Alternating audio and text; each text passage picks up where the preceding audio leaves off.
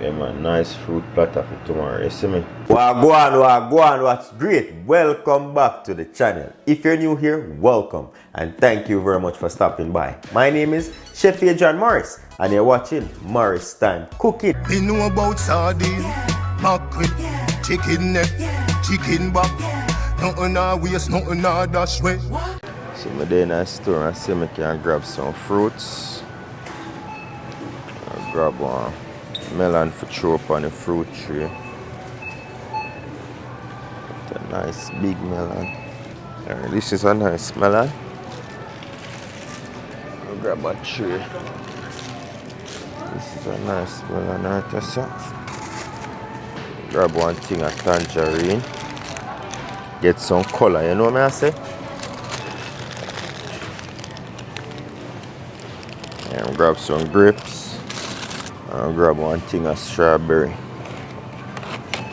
When I buy them things, I normally like to check the bottom of this if anything has spoiled, you know? So yeah, that is it for the fruit tree. I'm going to make it now so I can give my brethren them so they can carry.